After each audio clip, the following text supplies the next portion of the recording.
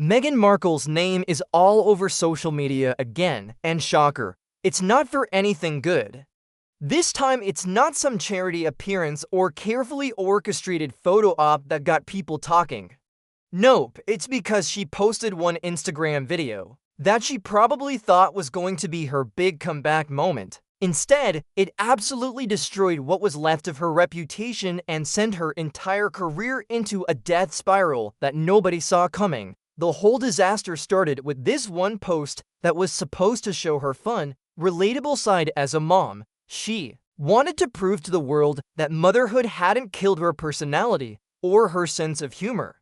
What she actually delivered was this bizarre, uncomfortable mess that had people asking what the hell they just witnessed. The video was filled with awkward dance moves, forced laughter, and this weird energy that screamed desperation rather than confidence. But here's where it gets really interesting. That baby bump she was showing off had people scratching their heads for all the wrong reasons. The shape kept changing, the positioning looked off, and conspiracy theories started flying faster than she could delete negative comments. Was it real? Was it some kind of publicity stunt? Nobody knew for sure, but everyone was talking about it, and not in the way she wanted. The backlash hit like a freight train. We're not talking about random internet trolls either. Actual executives at major studios started panicking. Netflix, where she had her docu-series with Love Meghan, suddenly found themselves in the middle of a PR nightmare they never signed up for. Greg Peters, the CEO, was reportedly losing his mind behind closed doors, pushing hard to distance the platform from her completely. Even Ted Sarandos, who had been way more sympathetic toward Meghan in the past, was starting to have serious doubts. Sources say he was getting pressure from all sides: the board, other executives, and even some of Netflix's biggest stars who didn't want to be associated with the controversy. When your biggest supporters start questioning their loyalty, you know you're in serious trouble. Meanwhile, Paramount didn't waste a single second. They cut ties with her immediately. No questions asked, no second chances. Other studios started ghosting her calls or coming up with creative excuses to avoid working with her. It was like watching someone become industry poison in real time.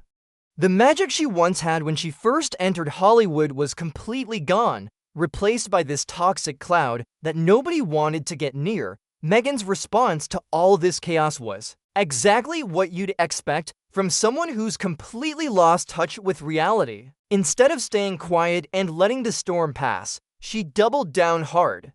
She released this statement trying to explain the deeper meaning behind her video, claiming it was all about proving herself as a mother and showing the world that parenthood doesn't kill your personality. She said she wanted people to know that you can still have fun and be yourself after having kids, that you deserve to be heard and respected regardless of your parenting status. Noble intentions, maybe, but the execution was so tone-deaf that even her most loyal fans started backing away. There's a difference between being authentic and trying too hard to be relatable, and she crashed right through that line. The real damage became obvious when with Love Meghan season 2 started having problems. Test screenings were reportedly disasters, worse than lukewarm. Some people called them straight up unwatchable. Netflix executives were freaking out because even her core fanbase, the people who had supported her through everything, weren't interested anymore. The show that was supposed to cement her status as a lifestyle guru was turning into a massive liability. What makes this whole situation even more bizarre is how convinced Meghan seems to be that she's the misunderstood hero in some inspiring comeback story. In her latest public statements, she's been framing the entire pregnancy video disaster as a public service to parents everywhere. She's acting like she took it upon herself to be the symbol of fun, light-hearted parenting in a world full of boring, joyless adults. The problem is that her message isn't landing with actual parents. Instead of connecting with them, she's alienating them.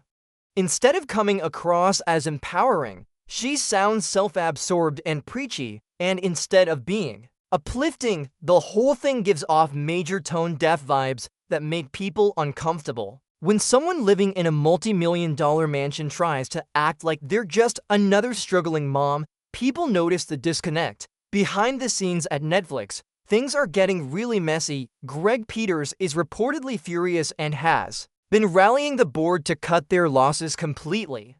He's done playing games and wants her gone before she can do any more damage to the platform's reputation. But Ted Sarandos is still defending her involvement, though even he's starting to crack under the pressure from angry shareholders and disappointed subscribers. The board is completely split on what to do next. Some executives want to cancel season 2 outright and eat the financial loss rather than risk further embarrassment. Others think they should wait and see if public opinion somehow magically shifts in her favor. Spoiler alert, it's not going to happen. The damage is too deep and too public to just disappear. What's making everything worse is that Meghan isn't backing down. Word is she's desperately shopping herself around to other networks, pitching ideas to MTV and Disney, hoping someone will take a chance on her next big project. A year ago, that might have worked. Now, after everything that's happened, most executives are probably terrified to even take her calls. She's gone from being a cultural phenomenon to being a professional risk that nobody wants to touch. The fan exodus is real and it's brutal. People who used to defend her online, who shared her content and praised her for being authentic, are deleting their posts and jumping ship. When your most dedicated supporters start ghosting you, that's a red flag no PR team can spin. Even her social media engagement is tanking. Posts that used to get thousands of supportive comments are now filled with criticism and disappointment. Then there's the question that everyone's whispering but nobody wants to ask directly. What was really going on with that baby bump in the video? The conspiracy theories range from fake pregnancy announcements to publicity stunts gone wrong. Whatever the truth is, it definitely didn't help her case.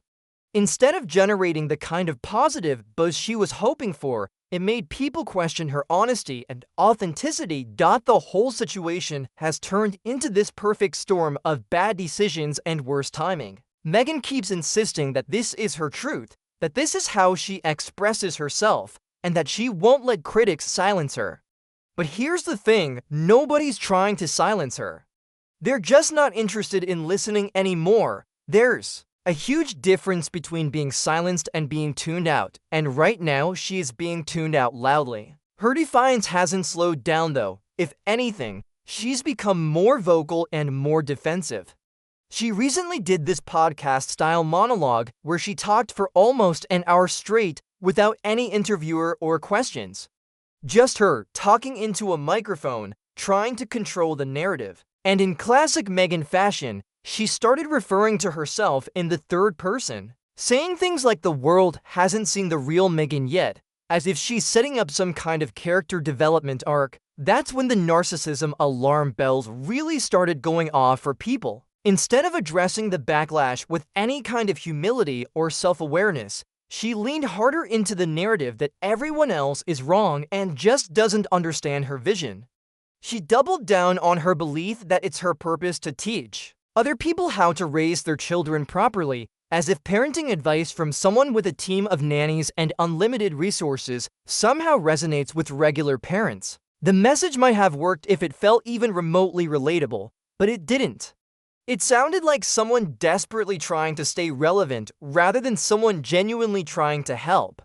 The disconnect between her privileged reality and the struggles of everyday parents was so obvious that it became impossible to ignore. What's making the Netflix situation even more complicated is the rumor that Meghan is pressuring Ted Sarandos to greenlight a third season of With Love Meghan, even though the second season hasn't aired yet and is already in serious trouble. Sources say she's using whatever leverage she has to keep the series alive, and some people are speculating that there might be more going on between her and Ted than just a professional relationship. Nothing's been confirmed, but the rumors are spreading fast, and that's not helping anyone's reputation. Meanwhile, Greg Peters is completely done with the whole situation. He's reportedly told the Netflix board that continuing to invest in content that can't even hold its core audience is financial suicide. From a business perspective, he's absolutely right. The test screenings for season 2 were apparently disasters on every level. Viewers described the episodes as hollow, self-indulgent, and completely tone-deaf. Even Meghan's most loyal fans walked away unimpressed. For a streaming platform like Netflix, which depends on subscriber satisfaction and engagement, continuing to pour money into a show that nobody wants to watch makes zero sense. Outside the boardrooms, her public image is cracking under pressure. Late-night comedy shows have started using her as a punchline.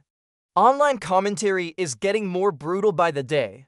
Even media outlets that used to defend her every move are backing away from the story. When the people who once championed your cause start treating you like tabloid fodder, it's usually the beginning of the end. The tragic part is that she still believes this is all part of some grand comeback narrative. She's acting like the world is just being unnecessarily harsh and that eventually the tide will turn in her favor. But in reality, every time she opens her mouth, she makes the situation worse. There's no carefully planned redemption arc happening here, no sudden wave of sympathy coming to save her. What's actually unfolding is more like a slow-motion car crash, a public breakdown of someone who has completely lost the ability to read the room. The more she fights against the criticism, the more she proves that the criticism is justified. It's painful to watch, but impossible to look away from. Season 2 of With Love Meghan is creeping toward its release date with absolutely no fanfare. There's no promotional campaign, no media blitz, no excitement from Netflix's marketing team. Just this quiet, hesitant energy, like they're all holding their breath and hoping for the best while preparing for the worst. Rumors say Meghan poured everything she had into this new season, trying to reintroduce herself to the world and prove that she deserves another chance. But if the reaction to her viral video is any indication, no amount of rebranding or reinvention is going to change what people already think about her.